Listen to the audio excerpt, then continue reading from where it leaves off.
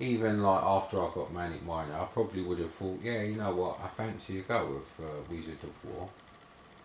Maybe just to play the game, maybe because I'm looking for inspiration to write my own game with basic lightning. And it gets me on very nicely to laser basic. Now, the Commodore 128 in C64 mode, when it's not actually drawing the 200 vertical rows of the screen, can be switched into 2 megahertz mode. Because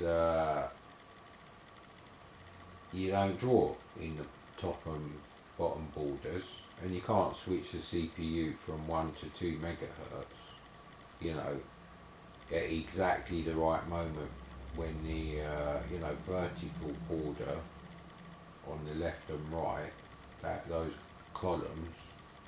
So really, you're stuck with the part of the time cycle of each refresh of the screen 50 times a second, you know, above position 0 and below position 200 vertically in the the bitmap.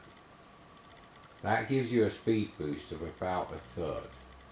It really depends what you're doing in the other sections, but nobody thought to release Laser Basic 128 and therefore Laser Compiler 128, or even just Laser Compiler would compile Laser Basic into that mode. You could have like an option where it's like this will be running on a Commodore 128, so when compiling, because Laser Basic doesn't actually allow you to put sprites in the border.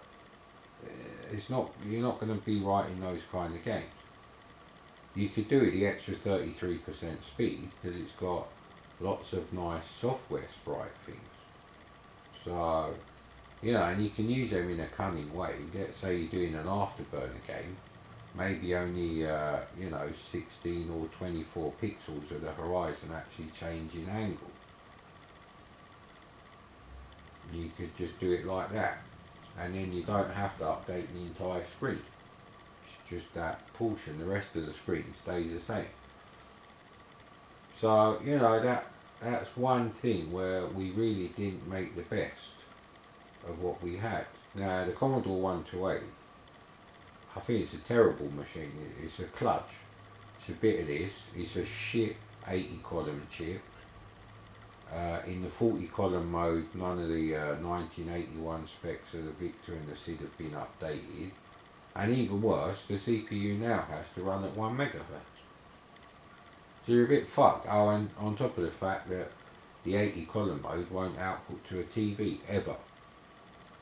It doesn't even use RGB analog. It uses like the weird EGA kind of format. Because it is basically like an EGA card knockoff, which Commodore did. And Bill Hurd said they didn't tell him that it was like a bit fucked, or it wasn't great. It wasn't even anyway. But that's the thing, you could write a game like this in Laser Basic 128. Now, no one is going to do that now. No one is going to write an option when you run Laser Basic or you run Laser Compiler for Laser Basic, just to have like, I don't know. Oh, it must be lunchtime for the little shit.